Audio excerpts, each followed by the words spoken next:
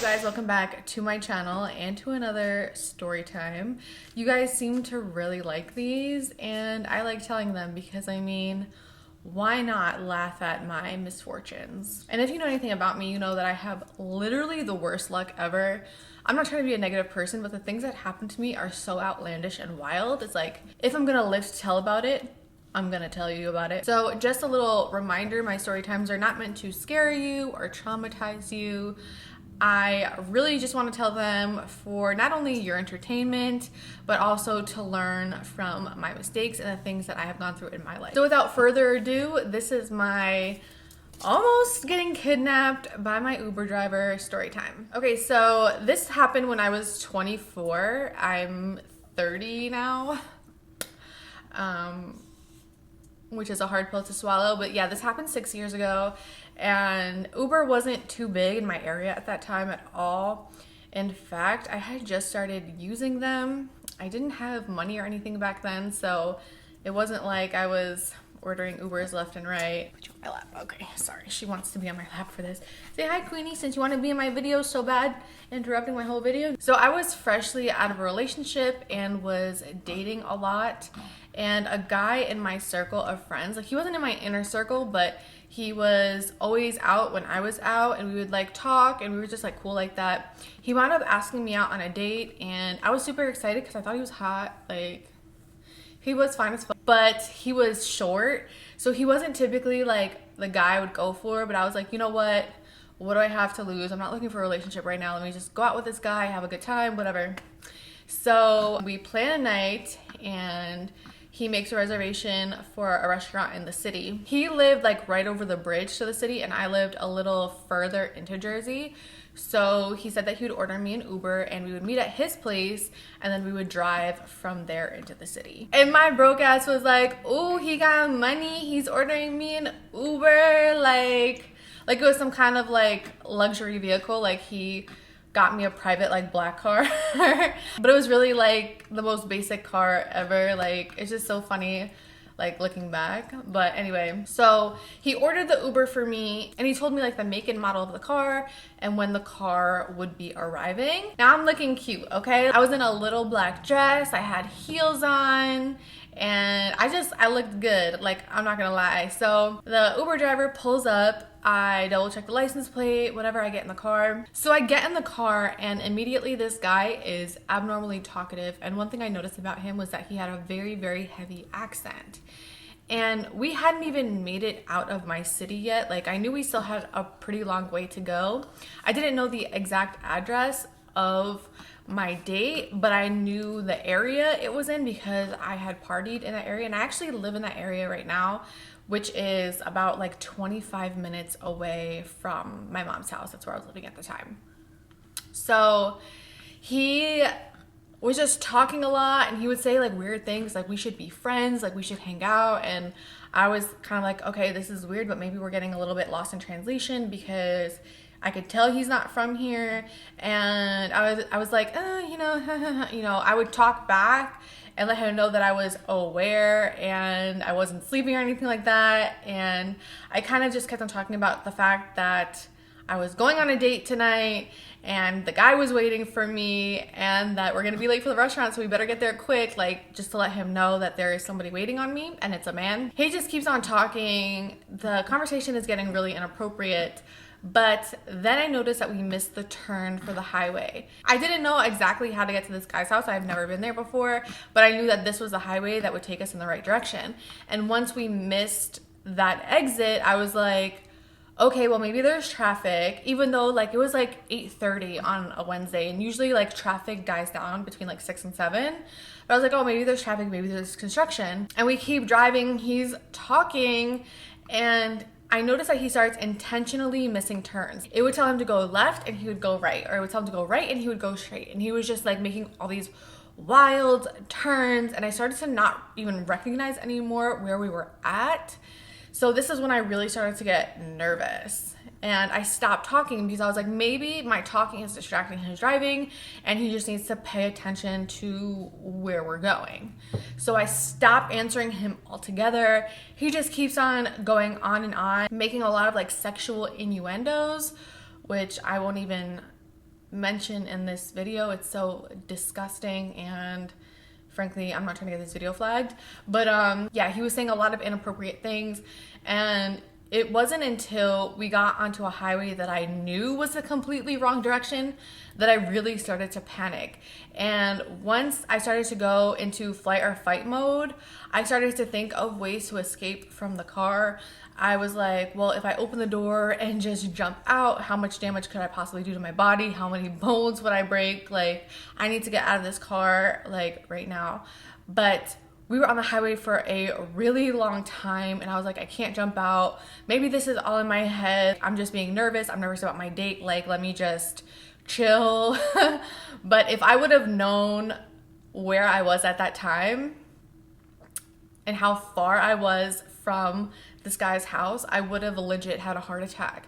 Because this guy took me so far out of the way. A drive that was supposed to be 20 to 25 minutes turned into a 45, 50-minute drive. Like, I was still in the car, and he's still making all these crazy wrong turns. Like, the GPS is like, it keeps rerouting, and I'm just like, oh my God. Then he makes a call, and now I know, like, today, if my Uber driver needs to make a call, they usually ask me, like, hey, like, do you mind if I take this call really quick? Or they will even decline calls when I'm in the car. Like, it's super weird for them to just start talking on the phone. So he makes this call, and he's speaking in a different language, and I have no idea what's going on. And we're still making these wrong turns, and I'm panicking. I'm pretty sure I texted my mom or my sister at this point, like, hey, like, I'm in an Uber right now, and this is, I don't even know where we're going.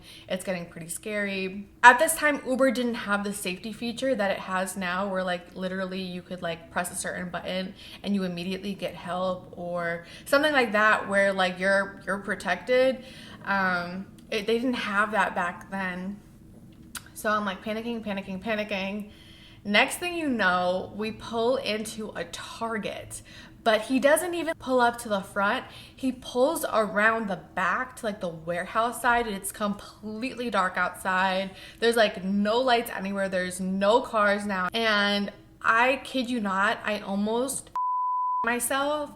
He stops the car, turns off the engine, puts his hand behind the passenger seat, turns around and stares at me, and I bolted so fast out of that car. Like, I ran around the Target to the front of the building, went inside, and called my date, just, like, in a panic. Looking back, I definitely should have called the cops, but my date had all of this guy's info because he was the one that called the Uber. So I was like, let me call him when he gets here. Like, he'll give me the info of this guy, and we could call the cops and blah, blah, blah. So my date winds up having to come pick me up from the Target that I was at. Mind you, the entire time, and I waited like 25 minutes from him because that's how far this Target was from the address that my date had given the Uber driver. I was in that Target for 25 minutes, like, just standing in the front in this little black dress. Everybody is staring at me like, who is this girl? Who does she think she is? Like, walking into Target like this. I look like such a hoochie mama. So my date finally comes, and he's like, oh my God, like, you are so far away from my house. Like, what happened? And I told him the whole story. I was really shaken up. And you know what my date did? He kind of just laughed at me. He's like, oh, that's funny. And I was like, it's funny. Like, I'm on the verge of a heart attack. Like, what's funny? Like, what joke did I miss? And he kind of just, like, brushed it off. He was like, all right, let's just go. And that was it. And I felt kind of, like, stupid. I was like, did I just dream this? Am I living in an episode of Black Mirror? What's happening here? I swear to God, all of my story times, I feel like I'm living in an episode of Black Mirror. Like, I cannot believe what's happening around me. Not only did I almost get kidnapped by my Uber driver, but then my date is being so nonchalant about it. I was really turned off. And then we go to dinner, and I'm distracted the whole time. I could not believe what had just happened to me. And on top of it, I was pissed off that my date kind of, like, brushed it off.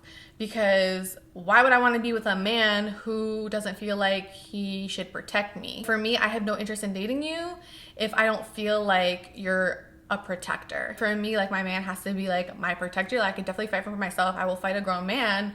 But in situations like that, you kind of want to be protected. That was the first red flag. So the date for me was super whack. I wound up cutting it short, going home, and never speaking to him again. He just rubbed me the wrong way with how he handled the entire situation. So that was that on that. And I never got the guy's info because my date never gave it to me. And that sounds kind of weird that, you know, he just wouldn't give me the info, but he just didn't take me seriously. And I was like, you know what? I'm just gonna be careful from now on. I'm not gonna take Ubers by myself anymore, this and that. It wasn't until last year or the year before that somebody on Twitter posted a video of her experience of her Uber driver actually kidnapping her, and her story was exactly the same as mine. The conversation was weird, he was making weird turns. The only difference was the guy actually pulled into the warehouse and like locked her door, and you know, she actually got taken, which is like so crazy to think about because that could have been me. What if I was like his first victim and he just dropped the ball? You know what I'm saying? Or he got nervous and like chickened out or something like that, and I just got lucky because he had never kidnapped somebody before. That definitely could have happened, and I just feel like I got really, really lucky and there was an angel watching over me, because that's just something that completely will destroy a person. This whole incident has affected my life in so many ways. I don't trust anyone. I stay aware of my surroundings at all times. I rarely take an Uber by myself.